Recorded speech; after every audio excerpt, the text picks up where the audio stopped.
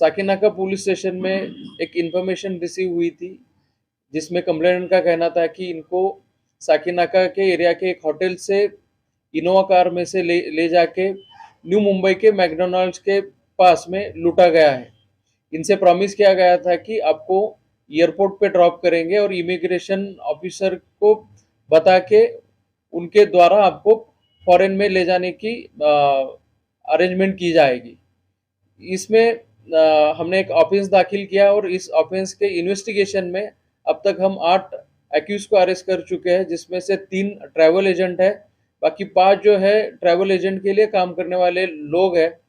ये जो और भी इस इन्वेस्टिगेशन में सामने आया कि एक ऑर्गेनाइज गैंग है जो लोगों को लूर करता था कि आपको हम फॉरेन में भेजेंगे, वहाँ पे जॉब दिलवाएंगे, आपका इमिग्रेशन का प्रोसेस क्लियर करवाएंगे, आपको वीज़ा भी दिलवाएंगे।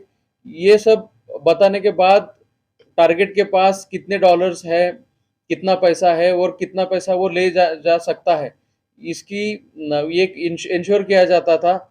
ये सब इंश्योर करने के बाद इनको एयरपोर्ट के आसपास का होटल बुक करने के लिए कहा जाता था, और ये होटल बुक होने के बाद हम आपको आज शाम में रिसीव करेंगे, हमारी गाड़ी आएगी, लोग आएंगे, वही लोग आपको इमिग्रेशन ऑफिसर के पास लेके जाएंगे और आपका इमिग्रेशन का प्रोसेस क्लियर करवा के आपको फॉरेन भेजा जाएगा, ये बताया जाता था। इस केस में कंप्लेनेंट को इसी तरह से होटल से रिसीव किया गया है किनोवा में। इसको कलम्बोली के मैकडोनल्ड्स के पास लेके गए पूरा ग्रुप। वहां पे उनको बोला गया कि आपको कुछ देर वेट करना पड़ेगा, इमिग्रेशन ऑफिसर आ रहे हैं। उसके बाद उनको फिर से गाड़ी में बिठा के कलम्बोली से थोड़ा आगे जाने के बाद उनके पास के डॉलर्स, सेलफोन्स और जो भी वैल्यूएबल्स थे वो लूटे गए। इस केस में अब तक 8 लोगों को हम अरेस्ट कर चुके हैं। यूज की गई गाड़ी, उसकी नंबर प्लेट और कुछ डॉलर्स भी इसमें हम जब्त कर चुके हैं। ये जो ग्रुप है ऐसे ही टारगेट को ढूंढता था कि जिनको नौकरी की जरूरत है, जिनका सपना है कि फॉरेन में जाके कुछ करेंगे, जिनको वीजा की और इमिग्रेशन प्रोसेस में हेल्प की जरूरत है, ऐसे लोगों को चुन के उनको लूटा जाता था। इस केस में अब तक ये केस और 2 केसेस वारदात की इंफॉर्मेशन हमें एक्यूज के इंट्रोगेशन में मिली। बताया कि भाई किन देशों में भेजने का लालच दिया जाता था या उनको आश्वासन दिया जाता था और किस तरह से भरोसा। विक्टिम्स को जो है वो यूएस, ऑस्ट्रेलिया, कनाडा, इन देशों में यानी कि यूरोपियन कंट्रीज में भेजने का आश्वासन दिया जाता था। सर, टारगेटेड कस्टमर कहाँ से होते हैं, क्योंकि कस्टमर खोजना जो वो शख्स जो डॉलर पे करे, कि जॉब खोजने वाला हर आदमी डॉलर पे कर पाए लाखों में, ये आसान नहीं होता। ऐसे में ऐसे कस्टमर खोजना, ऐसे लोगों को आइडेंटिफाई कर पाना, ये कैसे होता था, उनको कैसे खोजते थे? ट्रैवल एजेंट्स जो है एक दूसरे को कस्टमर की जानकारी शेयर करते थे। जानकारी मिलने के बाद एक जो ट्रैवल एजेंट है जो हमने लुधियाना से अरेस्ट किया है, वो खुद बात करता था टारगेट से और उसकी फाइनेंशियल एबिलिटी क्या है इसकी जानकारी प्राप्त की जाती थी। इसमें एक मिनिमम कंडीशन होती थी कि आपको कम से कम 10 लाख डॉलर्स तो यानी कि इंडियन करेंसी 10 लाख डॉलर तक की कन्वर्ट करनी होगी, और ये इंश्योर होने के बाद इनसे वीडियो मांगा जाता था कि आपने अरेंज कर लिया है, डॉलर के साथ और पैसे के साथ वीडियो प्रॉपर मांगा जाता था। फिर जब ये इंश्योर होता था कि पैसे आ चुके हैं, तब इसको एग्जीक्यूट किया जाता था। जैसे आप बता रहे थे लुधियाना यानी आप पंजाब में या दिल्ली का भी आपने जिक्र किया कि वहाँ के ट्रैवल एजेंट टारगेटेड कस्टमर पूछते थे, तो फिर मुंबई के एजेंट के पास कांटेक्ट करके क्यों भेजते थे? क्या मतलब यहाँ पर उस क्राइम को एग्जीक्यूट करना आसान होता था, कस्टमर को बेवकूफ बनाना आसान होता था, इसलिए किसी और सिटी में भेजा जाता था, और यहाँ पर भी ट्रैवल एजेंट कांटेक्ट में हुआ करते थे, और एक इंटरस्टेट गैंग की कस्टमर कहीं और आइडेंटिफाई करना है, दिखाना कहीं। इस केस में यही सामने आ चुका है कि अगर कस्टमर दिल्ली वगैरह नॉर्थ इंडिया के एरिया के रहेंगे और दूर जाके अगर इसको लूट को एग्जीक्यूट किया जाता है, तो उनको लोकल सपोर्ट नहीं मिलेगा, वो कहीं कंप्लेंट नहीं कर पाएंगे और आसानी से ये जो वारदात है वो दब जाएगी। यही एक मोटिव दिखता है इसमें। डॉलर डॉलर मांगने के पीछे क्या रीजन? डॉलर के पीछे क्या?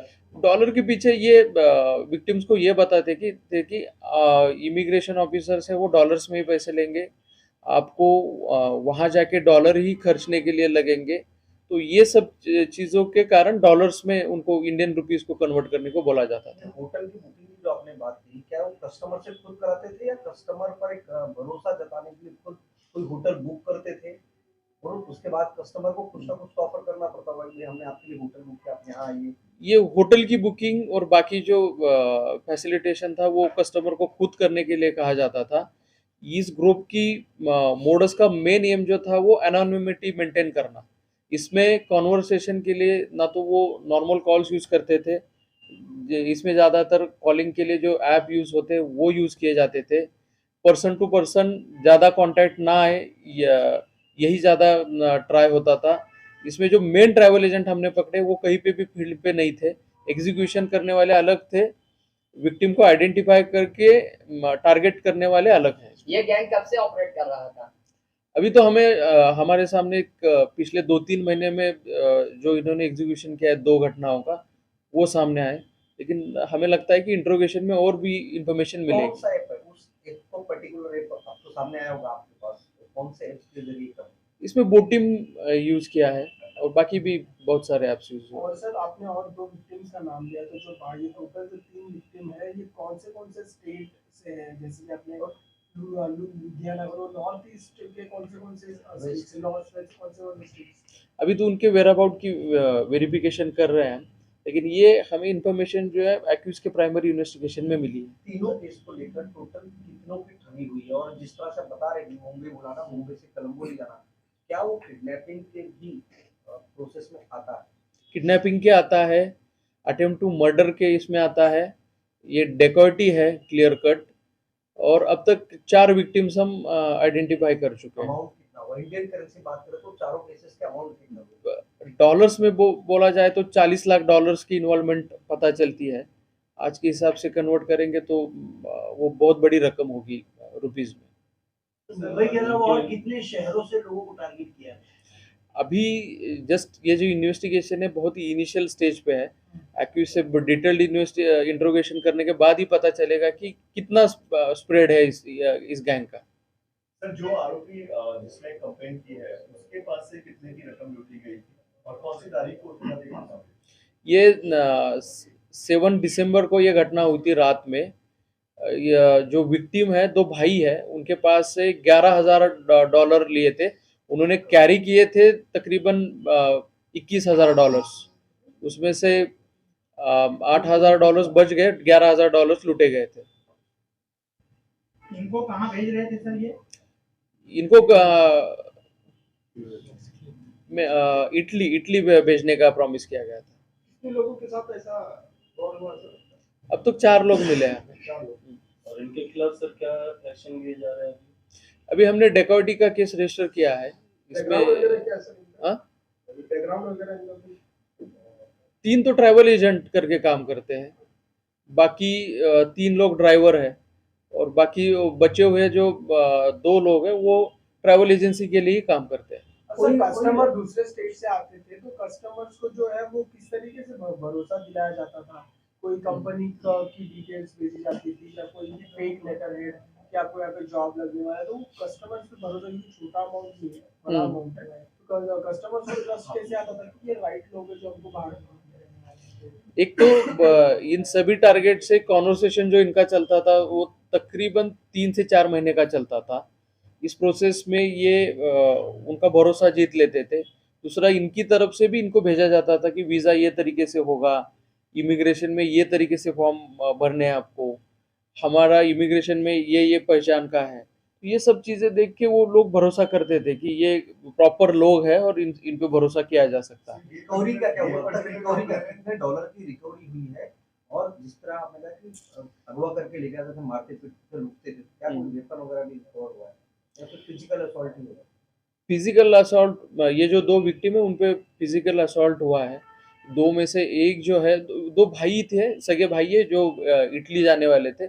उसमें से एक को बहुत ही सीरियस इंजरीज है उस पे, उसकी बॉडी पे, और दूसरा जो है उसको भी मारपीट हुई है। बोलिए।